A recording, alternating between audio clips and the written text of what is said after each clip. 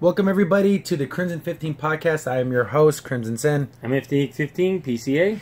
And we're going to start a new show, a weekly show for Orville, because that's our biggest thing is Orville right now. So we're going to do a review episode, and then we'll do a responding to comments episode before the next one. So this is going to be responding to the comments for our first episode video, and you guys have a lot of great comments. If you guys like this format, if you like this kind of type of video, let us know. Yeah, like, subscribe, share the video, contact us, because I do my very best to try to at least say something with not every single comment, but if someone leaves a really thoughtful comment, I always try to at least comment with that person. So we're going to go through the thing, and we're going to read some of the comments, and we're going to give our thoughts about what you guys had to say. Yeah, we're going to do our best here. So, again, this is from our very first premiere episode video for the Orville. And starting out, we got Celophanity Frog. Again, I apologize if I say your usernames wrong, but I will put the post up there. So this is coming from him or her. Totally agreed. The Orville is great. What we needed for over a decade now. A few differences from Star Trek I noticed, besides all the names and everything's are changed. And that there are no transporters so far, no replicators. Also, I don't see the engine room. And not a dedicated crew member for chief engineer. That robot is a science and engineering officer. Just differences. I noticed in the new show, we will definitely need more character development, but I am sure that we'll get it in the next few episodes. I loved it. Gonna watch every episode I can. I heard the next episode was directed by Jonathan Frakes. Yay. Yeah, again, that was just one episode, so we haven't seen everything. I'm assuming we're gonna get like those showcase episodes where like it'll probably follow just one or two crew members. Yeah, they will. I mean, since they have like I said, they have some of the Star Trek people in on this as far as writers, producers, even some people like in front of the camera. We're gonna get that flavor. They know how to write these kind of things. They know what they're doing. So yeah, again, that because Star Trek Next Generation, which I think is probably the easiest parallel to make if you're going to make it to a Star Trek show, and they always had showcase episodes where they may follow around one or two crew members. I think we're going to get those later down the line. Yeah, but first we got to establish the universe, which is Orville. You can't just jump in and do character things in the first, second episode because that might get lost. Well, what about these other characters? People want to see the whole accoutrement of characters right now in the show. And someone's again going to the next comment. Azir Nasser. I apologize for not saying these things probably horribly wrong. But love the first episode. Hope it gets more than one season. Me too. I think I can tell from like the media people, as far as like websites and how they talk about it, I get the feeling this is going to be around 4 or 5 years. That's how I feel. It's going to have a long running seasons. I don't think it's going to be just one season and done. I just don't see that. From what I can tell from the I'm hoping we get, like 7, 8 seasons, because this was, like, again, an expansive world, because we didn't know, like, whoa, who are these bad guys? Who are these other alien races? This can expand and get bigger, and hopefully it does. We're on board for that. Hopefully it definitely gets more than one season. I hope it doesn't crash and burn, and then, the head-ups at Fox shut it down when it doesn't need to be. Here's the thing that's so funny about Orville, if you look at it.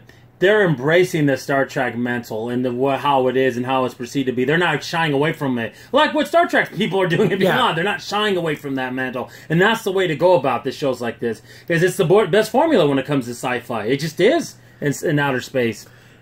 And we got an Andrew Conway here. Orville is awesome and it'll probably save Star Trek, unlike Discovery, which is a PC. And then again, we try not to cuss, but you guys can cuss all you want because that's not us, but I'm going to probably have to blur that out. But pretty much it says because we're there. And again, Star Trek Discovery, I don't like talking politics, but it just creeps its way into our shows. It creeps its ways into things that I love and that I care about. And then you have to mention it because Star Trek, literally Discovery, it's a focal point. It's in the writing. The writers came out and said that it was. The Orville, they didn't make it a focal point to make it political. So, I agree. If you look at it, it's like the elephant in the room. When someone in your family has a problem, if you don't mention it, it's kind of like, well, that's the problem. If you don't mention it, it's not going to get better. Yeah. And this is the only way things can get better. And hopefully the people of Star Trek finally listen and we get Star Trek shows that we want, hopefully. I'm not saying Discovery's going to be totally bad, but from what I've seen so far, I'm not liking it. I'm just not. Outside of the theme song, which, if you've seen a previous podcast, we actually, we're praising it to the heavens. So, and again, if you did watch the show, Draken74 says, hug the donkey. Yep, you gotta hug the donkey. That was a fun part of the first episode, too. That's a kind of cool little things that they did, because it actually looked really cool, too, the actual effect of it. Yeah. And he goes on to say that the Nelson ratings were actually really good for the Orville in the first episode, which, you know, it was, especially going right up against football. It was, I think, Fox's second biggest drama. I guess the Empire was bigger, but the Orville was right behind it. Exactly. So that's a good thing, especially because that was the one thing that it really, like, oh man, going up against Sunday Night Football is going to kill it. And it actually didn't. So hopefully the Fox big ups, the big wigs, see that and think, man, if it can run well up against football, it can survive anywhere. Well, and it'll still be running against football, even when they move it to a Thursday time. Yeah. It's like it's Thursday Night Football. But as what I've seen so far, I think it's going to be okay. And it's funny, in this little thread back and forth about the Hug the Donkey, I can't say this name, Glytcd, I don't even know if that's pronounceable, but it's like, the scary thing about Hug the Donkey, how did he get its name? All I'm saying is rule of acquisition 208. And if anyone knows that rule, again, that's for the Ferengis, like, rule of... rules of acquisition. Yeah. We call it rules of acquisition. Yeah. And that rule is sometimes the answer is scarier than the question. So how did it get the name Hug the Donkey? Maybe you don't need to know. Just let it have that, let it be that thing. That was a funny comment. So that's from a real fan. Yeah, exactly. The rules of acquisition, I like the one, I don't know the exact ruling, but you can't make a deal for your dad. Yeah, I don't know which one exactly. I love that. I love those rules. They're funny. And we got Bert Knabe. I'm not as enthusiastic about the first episode as you guys, but I agree it's a good start to the series. A lot can be built on to make it great. Yeah, you know, because I've been wanting this type of show for so long. Oh yeah, I'm just so excited. If there would have been a string of good Star Trek shows, and then this came along, maybe I wouldn't be as like enthusiastic. I'd still watch them. Those can be cool, but since there's a void, they're filling up that void. They just are. Yeah, and this is that. It just fills that spot in my heart for a sci-fi show that just looks, it's a forward-looking sci-fi show. And you know what? Again, as long as it stays on this track, I'll be just as enthusiastic all the way through. Yeah, me too. I think, like I said, and I think it will. I think, again, I would characterize it as it is not a comedy show. It has some comedy in it, but it's a sci-fi show first. And that's what people keep on getting that mixed up. People keep thinking it's Spaceballs. It's not. I don't know why people keep thinking that. Yeah, that's what they wanted. And we got Gerald N. None of the SJW shows seem to get low ratings for Metacritic and Rotten Tomatoes. Yeah, it's funny. It's one of those things where you see these shows that push hard politics get rave reviews but low ratings because fans don't want to watch it. Then the shows that get low ratings, like from the actual review critics, have fans love it. Because again, what they're pushing isn't selling. Like, no one wants to buy that SJW show. No real customers do. It's like for all the big wigs and the people at their parties. Oh, did you see the next episode of this? Oh, no, I didn't watch it, but I heard about it. Yeah, exactly. They don't care about it. They feel better about themselves. That's all it is. It's funny. It's not to make money. It's not. That's not the case because they're not making money. It's just a talking point. Yeah, it's all it is. They never were going to watch the show. They weren't going to buy the merchandise or the DVDs or go to a con and get autographs. Those people don't do those things. No. Those are fans like us that do things like that. They don't do that. The real fans keep a show alive, not the New Yorker, the guy writing a column or something. He doesn't watch the show. They don't care. They don't care about that. And we got Don Piotti. I believe is his username. The only thing I didn't like was the best jokes were in the trailer. They need to stop doing that. And then he says a cuss word, but. I think some of the things, but I actually thought the pizza party joke was my favorite joke, and that wasn't in the trailers. And you got wood out there. Yeah, that was so stupid. But again, it was funny in the context of what happened. But I didn't think all of the best jokes were in the trailers. I know that's like a thing that happens in movie trailers, like all the best stuff's in that first trailer. Yeah. But I thought they did a good job of holding some things back. And from the actual trailer. Oh yeah, they did. I think. But again, it's a decent point. There are a lot of the good jokes were in there, but not all of them. Not all of them, but a good chunk of them. So I have to agree with that to a point. Butler 195 watched it twice. Bloody loved it. Yeah, we saw it multiple times. I saw it multiple times. It was good. Daniet Pagel. Yes, I'm in total agreement with you. I just hope Fox doesn't use the bad reviews as a fact that more and more people are exclusively watching the shows on streaming sites like Hulu and not live feeds for network and as an excuse to cancel it. I love the fact that the human form isn't the only form that life takes in the universe. I mean, bearing the Horta, only seen a couple of episodes of Trek. The founders take human form to fit in, and there's also non-binary humanoids that are seen just as that, which I thought was cool in Orville. Yeah, I remember even Chris mentioned about that last week, how everyone looks vastly different. But if you watch Star Trek, they actually explain why everyone does. I mean, it's a cop-out, but it does make sense. It's like that, like in the Orville, in the first episode, you saw like that eel guy in the water, and he was like one of the doctors. And the slime guy, of course, and the phone runs over. Yeah, he just like steps through him. The Norm Macdonald. That was so funny. Oh, it's cool, man. Don't worry about it. I'm all right, no problems. It's so funny. I guess this is probably another, I think Bert Knab, I believe he did other comments here too. I should listen to the whole episode before I comment. You have me worried now. The Orville up against Sunday Night Football, they didn't do exactly the same to Firefly, but they kept preventing the show, the slop for baseball. They counted it because of low ratings, even though they were way better than Buffy's first season. I don't trust Fox, of course. They don't want to piss off Seth. But yeah, we talked about that, and this is kind of before all the ratings came out. Yeah, and yeah, it did super well up against football. I'm not worried, and Fox is probably warning. I think the more important things would be this week's ratings. And I say, okay, maybe that was a premiere, and we promoted the heck out of it. That's why we went to go see it. So maybe there'll be a drop off. See, they're going to see how big that drop off. Yeah, this is going to be the important week. I think episode 1 to 2. That's going to be that because that's what the executives look at. They crunch the numbers and then And if they see, they're going to think, oh, there's going to be some drop-off, but there's like a half a drop-off, then they're going to get worried. So make sure you guys watch that. But if you want more of these episodes, make sure we're watching. Yes, you have to watch it. That's important. Jamin Taylor, you guys are hilarious. So I like to think that, we're pretty funny. Thanks for that. I don't know, but I might try. Timothy Nelson, I really like the show. I hope Fox doesn't cancel it. It's really good. Yeah, me too. You know, it looks like it's going to keep that flow going. Patrick Stewart, the real Patrick Stewart. No, probably someone named Patrick Stewart. I love that. Orville even had the one thing you really need, an incredibly cute girl. I half expected the featured fan art of Lieutenant Catan. I think Happy Arbor Day was much better than You Got Wood. I think the funny thing about You Got Wood almost seems like, oh, that's like the stupid bar joke you tell with your friends, and that Arbor Day was like the intellectual joke. I think the commanding officer, the way she delivered it, actually made it funny. You got wood. It's not about delivery. What you say; it's how you say it. And she delivered it better, which I thought was kind of funny. Yeah, if you say You Got Wood, okay, that sounds kind of dumb. But if you say it in that certain mannerism, it makes it funnier. And Vern Hellstand III. Thank goodness the ridiculous Galaxy Quest parallels are fading. I always thought it was unfair to Seth's project just because it looks like Star Trek and it's funny and must be Galaxy Quest. That's worse than that everybody seemed to be parodying the same BS. Yeah, I'm glad that's going away. Me too.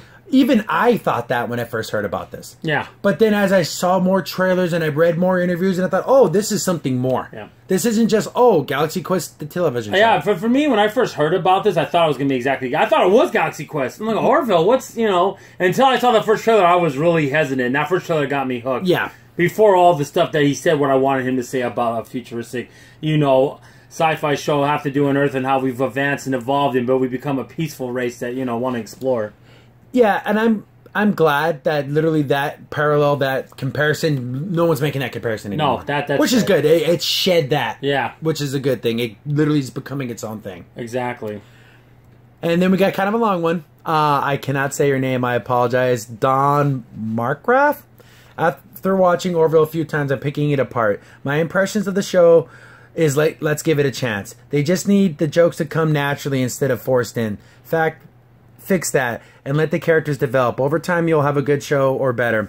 Only aggravating thing for me, spoiler alert, the kind of maneuverability. All that needs to do is sit on the Krill 6 and shoot and blast from behind until the shields drop and send a few warheads into the Krill ship.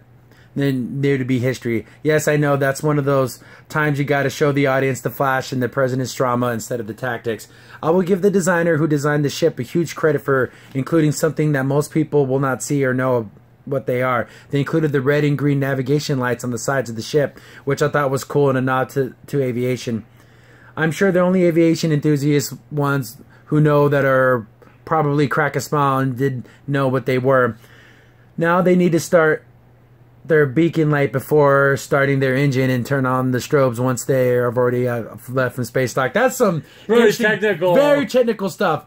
I hope the show has a long success and looking forward to each episode. I hope they don't disappoint. I do not want to get involved in the show with some a-hole executive pulls the plug on something potentially good. Yes, I'm looking at your sci-fi channel for pulling the plug on Dark Matter. Bastards, I'm still bitter on that one and I hope Netflix picks up they carried the torch. At least they finished the show the right way. Very informative.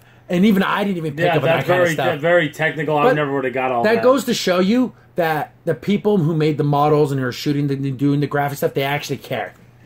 And it's something, like you said, most people want to pick up, but someone like him that obviously knows about like piloting and all that, knows how to be aviation. Yeah, he picked up on it, and it's a nod to them too. And to go back to the whole tactics of it all, yeah, I know the space battle.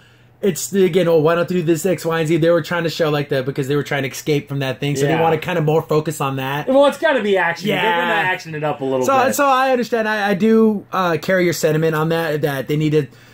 But then when you get too technical, a lot of people find that boring. Yeah. But a lot of the aviation is, like you said, how the lights light up in a certain way. That's super cool. I didn't even know that. So thanks for the comment. That was cool. Yeah, that was amazing. Emergency Response Orchestra says, professional reviews people try and guess the public's reaction is going to be, and then rate accordingly. They do it to try to stay relevant, not to give their honest opinions. Unlike the very fine folks heard in this video, great review, guys. It's too early to like this show.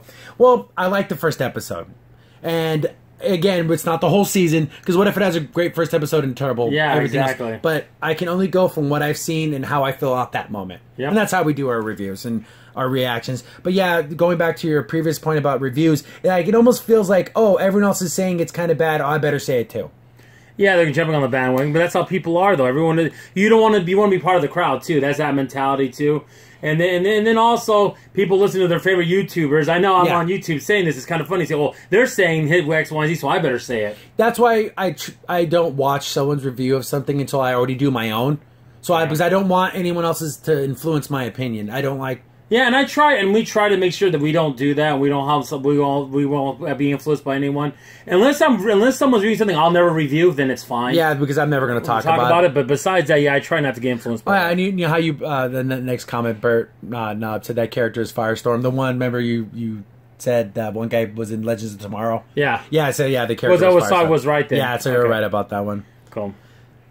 And going through here, someone just comment saying that they liked it and they thought the show was great. And here we go. Here's a longer one. Roger Sterling, Stenning. A note on the costumes. Now that the Star Trek Next Generation practically everything does up at the back. Okay, let's make it clean lines and the appearance from the front. But ye gods, they must have been a nightmare to pull on when the character is on their own. That was a funny thing in Star Trek where you always saw Captain Picard always pulling down. Tight, yeah. Yeah, just the way that because it was really nice, but it wasn't practical. Well, I remember, I think by season 4 or 5 of Star Trek, he wore like that gray jacket, and it was a 2-piece because it hurt. It was really uncomfortable. Because if you go back and watch early episodes of Next Generation, every time he sits down, he tugs on it because it just wasn't uncomfortable. And even Jonathan Frakes did it a few times. We look back at it, so if you wanted, that's a little thing. If you want to notice that, it's kind of funny. It's there. So, Rocket Song says, as an episode, it was a solid 6 out of 10. As a pilot, though, I would give it an 8 out of 10. Remember how bad the pilot was for Next Generation? Or actually, the whole first season in the pilot for DS9? You have to introduce the world and the characters, which takes up a good third of the show. The critics who hated it wanted Family Guy Trek, which actually would have sucked. Yeah. I agree. If you just take it as a whole, but again, as a pilot episode, it was excellent. Yeah, it was. Like, if this was some type of weird mid-season episode, it would have been a little bit low on the scale. Yeah. But we're getting introduced to a whole new world. See, in Star Trek, most people are pretty familiar with the world. Yeah. See, this literally has to set the ground for the universe. Everything, yeah. And it looks like all these characters, I want to learn them. I want to get to know these characters and these alien races. So yeah, go back and watch season 1 of Next Generation. It's rough. I would say the first half of the first season is pretty rough. The second half, it got better, but everyone acted so weird, and the episodes were just so odd, and just like, you're trying to be too much the old Star Trek. Yeah. That was the problem. See, that was the opposite problem that Orville doesn't have so far, is they try to duplicate too much of the old Star Trek. But I think as we move forward, things are going to get better. Me too. Mark Hayden says, I loved it. A love letter to Trek without using Trek as a crutch. No beaming, no original makeup and great effects. I know for years Seth is a classy guy. He just has crude humor like me, but he has a heart. He knows TV, movies beyond his years. He did Cosmos. That show is somewhere between Cosmos and Family Guy. I think we will use Dilemma and the Mystery to explore issues. Something I miss. I hope Fox stands by this. I really hope he gives it a chance. Listen to the people, not the critics. Yeah, if anyone who reads the interviews that Seth MacFarlane did, you can tell he loves sci-fi. Oh, yeah. He cares about it. Actually, I was reading an article, and this is kind of true. He actually has a lot of people from Star Trek do his other shows before. He's had Jonathan Frakes. Of course, Patrick Stewart is an American Dad, and he does the voice of Bullock. And you have the guy who plays Ensign Kim. And he's been in a couple things in Family Guy and American Dad. And he even said at a convention, I think it was a Star Trek convention that happened a couple months ago, he goes, I want to be in Orville. I'd rather be in Orville than Star Trek. That's how much he thinks the show's going to be good. Because when you know the guy doing it loves it, you know it's going to be at least an honest, true product instead of like, you know what, I'm going to make a show where I need to push a message. Oh, let's hijack Star Trek to push that message. That's not happening here. And the thing is, if you look at the people at Paramount, I mean, I can't say this for sure in CBS, but all the people that love Star Trek don't seem to be in charge of it. They just don't want to lose the license, Paramount. That's what it seems like to me. Yeah. Oh, we were going to lose our license if we don't do something here. That's why you don't make a show. Make it because it's a good show. You don't do it because you're trying to tell a good story, but...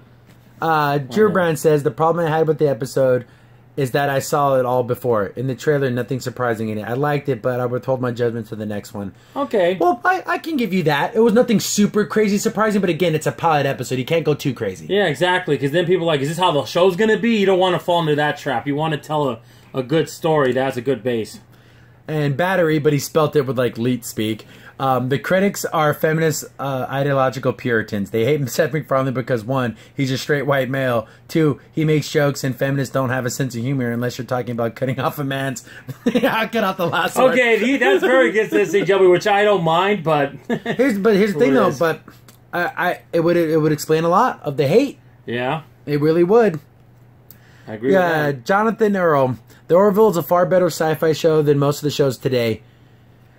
A Star Trek Next Generation and Galaxy Quest inspired sci-fi show. The layout looks very classy. Aliens, makeup, uniform design, the interior setups of the ships look outstanding. Plus, the actors and actresses from Star Trek shows are taking roles in the series. This is exactly what I suggested for the production crew for the Star Trek Exile.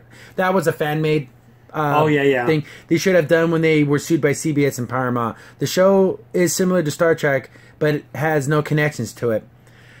The Axar production crew is now limited to the point that there is no point in making the movie with only 2 15-minute segments. I've seen parts of that. I haven't actually seen all of that, the fan-made stuff. I know there's a couple of really good ones out there. The one that, what's-his-face was doing, I forget his name. Oh, yeah, Vic Montoya. Vic Montoya. He does the voice, if you know anime, about Eric from Fullmetal Alchemist. Yeah, he does a ton of voice work. But he's another person who loves Star Trek, and he did like a fan thing, which is, it's okay. Yeah. And I'm glad that, but Seth MacFarlane has the weight and the money and the stuff to actually make this show, because for all intents and purposes, I've read that this show was pitched by Seth MacFarlane to Paramount to be a Star Trek show. Yeah. And they got shot down. He said, well, then I'll just go make my own show. And he did it, and you got to give him credit for never giving up and being ambitious. But it's funny, though, when you think about just how, like, all the enthusiasm just on the side of Orville. I'm sorry, that's what I feel. Maybe it's just me. I sense that. Maybe I could be wrong, but... Neville 6000 said, at the 11:10 mark, did you see James Morrison, T.C. McQueen on Space, Above and Beyond in the background as an alien? That's great to see somebody remembered in that show. And cast somebody from it on this one. Wow. I didn't know that. I didn't know that either. So if it was, hey, cool, good eye on you, Neville 6000. That's cool. I didn't get that. I didn't see that. But good on you for seeing it. He continues on. I say he as not because I have no idea. We have no idea, so we're just, we have to use pronouns. In Canada, we are lucky. We got to see the whole show with no GD football wrecking it. We see it nationally on City TV, and yes, it was great. Yeah, well, in America, football's going to be king, but it did really well against that. Yeah, it did. Lynn Williamson. Yeah, I liked it. I've seen all the Star Trek shows, began watching in the 70s as a kid. I missed the sense of humor the original had. Kirk and Bones did not try to be funny. They naturally were funny.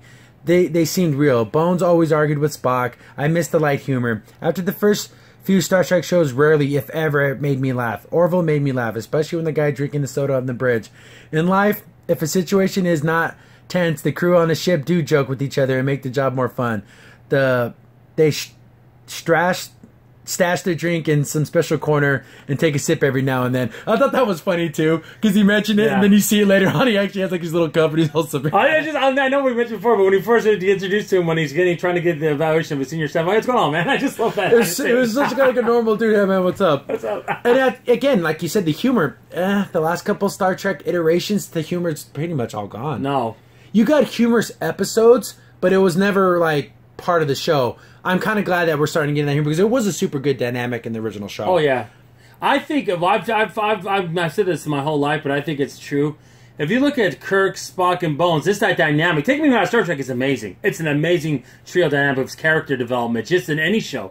It just really fits well. But that's saying something about the original series. I think it's really good.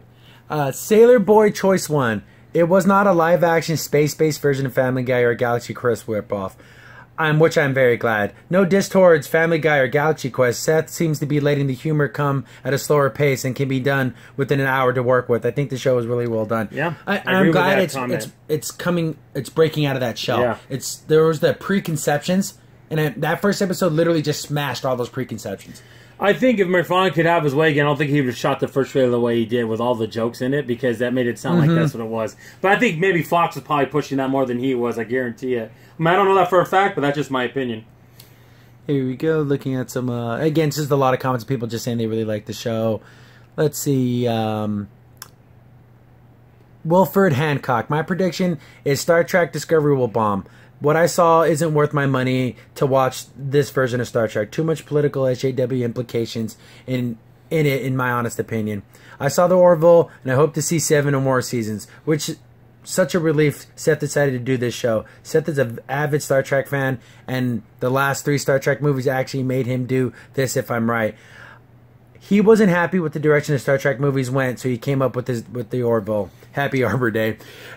Yeah, because again, from that classic Star Trek exploration aspect, it's lost in the movies because they're like action movies, but movies are hard to do that. Exactly, they are. There's the thing. I'm not here to, I mean, it seems like I bash Star Trek all the time, but I will say this. I get it in a movie. I get, like what Krim is saying, you can do action. But on a TV show, I want the guys in the meeting rooms philosophizing, what's our next strategy? Yeah. Or talking about what we do. All senior officers meet me in the war room, and then they talk about the situation. Exactly. It's hard to do that in a movie. Yeah. Because it's kind of boring, but I like that kind of stuff. Me too. I like that more. I wouldn't say intellectual sci-fi, but I guess that's what you would call it. That. See, the thing is, but that is bleeding into Star Trek Discovery. Oh, again, that's an action show. I don't like the idea of the again. As much as I love that that YouTube video of the music, when he said we're an action show, is the only part you kind of cringe when you hear that. Like, oh, that's not what I wanted in Star Trek. Jarsa says, I did like it. It's still not Star Trek, but it's a respectful homage to Trek. And Cassidy Yates from DS9 is the doctor, the scientist, was also Bashir's dad. I also agree with you that they presented all-male race rather than factually, and they don't beat your head over it like some SJW bludgeon. It sounded as much as the Sorry were in Mass Effect 10 years ago. The problem with Discovery, they're focusing on race and gender way too expertly deleted too much. Far more, it just seems that Avery Brooks and Kate Mayhew's casting a quarter century ago, which were more groundbreaking back then. Star Trek before Discovery has never made a big deal of having diverse cast. It just did. And the message there is that those things don't matter. If you just announced Michelle Yeoh, who was a proven actress, and SMG, who was known quarterly from TWD, were cast and left race and gender out of the discussion, I guarantee no black cast would have been ensued. Saying repeatedly that SMG is the first black woman, 2 things that had seemed to be a non-issue on TWD, the lead Trek cast, and is inadvertently sending the message that those things matter. Does being black or being a woman affect someone's ability to be an actor or a Starfleet officer? Star Trek and behind the screens has always tried to say no. If SMG and Burnham were capable of more than just being a man or a white person, then the fact that being black or a woman isn't worth mentioning.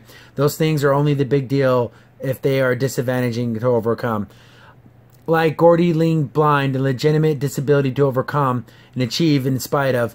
All the attention on SMG's ethnicity and the one guy being gay is straight up unhealthy. And again, I agree. It wasn't a problem. No one cared that someone was a particular race or anything. You were a Starfleet officer. Yeah. That's all that mattered. Exactly. And in the beginning, even episode of Orville, when they mentioned, like that one guy's race is all male. No, it was just there. It wasn't like, he made an issue out of it. He didn't say before, that's an all male race. And then, no, you don't do that. Just tell the story for what it is. And again, instead of using it as like a bludgeon to beat you over the head with it, they just made a funny joke and when you moved on. Yeah. Because out of all the characters, he's the most straight-laced. He's the Worf character on this he could belong in a normal Star Trek show. It makes it funny. And again, it's not like he's this the straight man. Yeah, he's definitely the straight man to everyone else because like in the comedic sense, I know exactly right. That's another joke. Yeah, but yeah, I agree with you when you start focusing on the fact like this character is a certain race. Well, should it not matter? Didn't we get past that in the world? That's what Star Trek's all about. That's the core of Star Trek. It doesn't matter anymore. It's just there, and that's what it should be. And again, to make that parallel to the original series, that cast was completely diverse, but they never brought up the fact that what's his face was like of Russian descent, and that's when we were we were in the the Cold War type era thinking, and to say, you have this obviously American person and this Russian person serving together because it didn't matter anymore. It didn't matter at all. But they didn't keep bringing it up, and that just seems like something that Discovery's doing. They're constantly. Can you imagine if they would have did that? How it would have just been so cringy. Yeah, it'd have been disingenuous. Even back then, it would have been. Even though you had more legitimate complaints to be mad about such things, but it just would have ruined the story. I think. Scarlett Campton Bellow. I've been a fan for 50 years, and I loved Orville. It was awesome. It's a breath of fresh air. I missed the playful banter between crew members. Glad to see it make a comeback. Lately, Star Trek, it's gotten too serious, too cerebral. This is a show that kids can watch and get it. Their parents get it. Their grandparents get it. Entertaining. The critics once again prove that they're not much in touch with the genre fan base. And once again, something sci-fi gets a horrible slot. Damn it, Jim. I'm a doctor, not a programming director.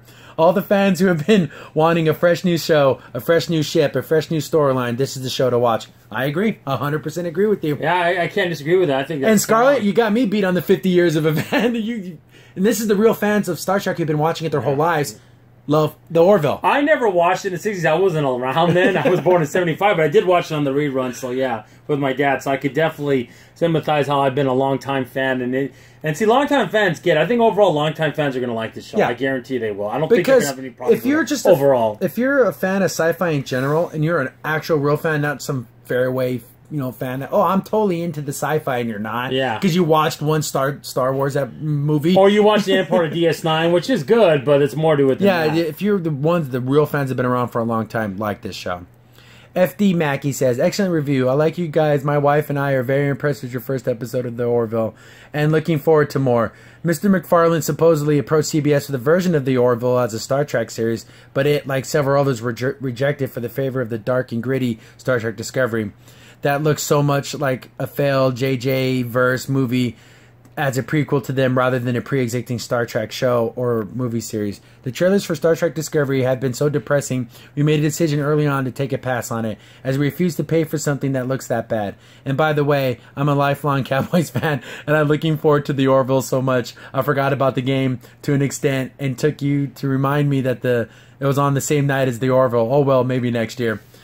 And that's the thing, that it's on a paid service. Mm-hmm. We're gonna do it so we can. We'll do it. We'll watch it so you don't have to. But we'll give it a shot. That should be our tagline now. I know that's like a thing. But again, thanks for liking the episode. We're gonna continue this.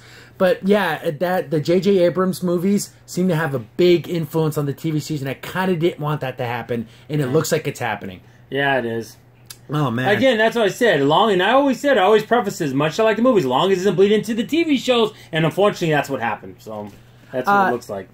Aton Nim, I'm the same way. I love the fun of the old Star Trek, and this is like that. The story was great. The music was great. I noticed the similarities to Next Generation, but I think all the borrowing was intentional and part of the fun. The detail on the opening shot. Norm Macdonald is the Blob. Loved it. Everything was just so great. Someone on another channel called me an effing idiot for enjoying it so much. Well, okay then. I'm an effing idiot, but I don't care. All good wishes. Gave it a thumbs up. And first of all, if someone calls you stupid for liking a piece of entertainment, that person's a jerk. Yeah. You can like whatever you want. I disagree with you. Yeah, but to call There's a someone difference. stupid, unless you're being like rude to them. But if I say, "Hey, I enjoyed this," and someone's like, "Oh, you're dumb for enjoying that," that guy's a jerk, and you probably shouldn't watch their channel. Even us, anymore. we just have our opinion, but we're telling you said opinion on this podcast. But we're not going out there to seek people. Oh, you like Discovery? No, we would never do that. Yeah, I'm not going to jump into someone saying they love Discovery, and I'm going to call them dumb and stupid and go all over them. So yeah, you're not going to find that here. We're not going to tear people down. No, we don't do that. Yeah, unless you. And if none of the previous thing, I just recorded the game, by the way. So. Yeah, the Cowboys game we watched the earlier. Giants game, yeah. Pickle jars for Hillary. Funny name. I love the part where they mentioned that Malloy loves to draw on stuff. The military, there was always that one guy in every unit that would draw on everything and could always be in the oddest places. Yeah, that's funny. That's like military humor. That's like Navy. Yeah, Navy stupid humor. Navy military humor. That's funny. Max says, critics suck. The A word. They thought, he says Goat Busters, but I'm pretty man he meant Ghostbusters was brilliant. And that was a piece of feminist. The Orville was pretty good straight out of the box. We'll get much better as well. Yeah, I think it started on a high note. Hopefully he can maintain that all the way through. Elson Callum? All the critics hated it. They all seem to have a lot of hatred for Stepping Fawn. They keep going on and on about flatlining. Yeah, sometimes it's weird that certain people in Hollywood seem to have a kind of a stigma about them. They probably hated the show because he refused to toe that political line. Yeah. Well, you got to make sure this political stuff's on. He's like, no, I want to tell a real story, and that probably got all the critics against him. And the thing is, I'm pretty sure when it comes to Slaughterbox, he agrees with a lot of what they agree with. But again, he knows not to bleed into TV shows. He knows I cannot let this show Orville let that happen to this because I won't have a chance if that happens. It just won't. And this is where we're coming up on the end here. We're going to end on the only one real negative comment. It wasn't even about the show. It was about us, our podcast. But Hidden Palm, we're going to show the bad and the good. Okay, yeah. You dorks, you're not allowed to talk about Star Trek ever again. You've been dismissed. Goodbye. See you. Get lost. Well, we're going to talk about whatever we want to talk about. That's just how it's going to work. Exactly. That's how it is. We have our opinions. But here's the thing, though. If you hate what we're doing, you can let us know. Yeah, exactly. That's fine. We don't care. And if I remember in an earlier, another completely different video, I misspelled a word. And someone like, oh, you used the wrong word here. Then I went back and fixed it. We'd take no offense to that. No. If we do something wrong or we misquote a character or get a name wrong, let us know. And let us know. We don't mind. Yeah, I don't mind any of that. I remember there was a guy that I knew, and he told me, I worked with him, he's like, if you have a booger in your nose, I'll tell you. There's people that, like, again, if you think you're going to be embarrassed by it or whatever, but if you're doing something wrong, I'm going to let you know. Exactly. I'd rather have a friend who will let me know, hey, man, your breath smells really bad, than let me walk all day and let me know my breath is bad and I had no idea. Yep. So I'd rather you guys let us know when we do things wrong or we get a fact wrong or whatever, but keep the comments going. This was great. We never expected to have this much engagement. I thought maybe 2 or 3 comments at the most. I'm hoping our other things that we do on this podcast get some more comments too. But this will be a weekly show if you guys keep commenting and you guys like this format. We will do this show before a new episode and then do our reaction to the next episode. Yeah, exactly. And keep the cycle going. Yeah, well, that's how we're going to do that format. So thank you for all the comments, likes, thumbs up, I thought we'd have this many comments in like 5 more months from now. I honestly thought that, to be honest with you.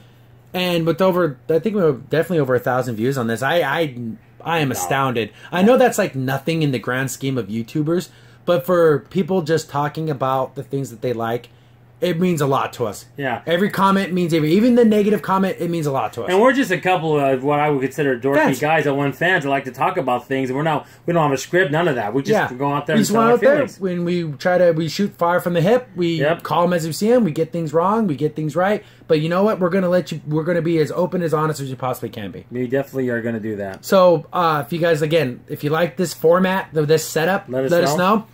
And we'll keep it going. Looking forward to the episode tonight. Me too. We're definitely going to watch it, break it down, and do a video. Probably be up tomorrow for that. Yep. So thanks for watching, listening, commenting, all that good stuff. I've been your host, Crimson Sin. And 15 PCA. See you guys later. See you later. Bye.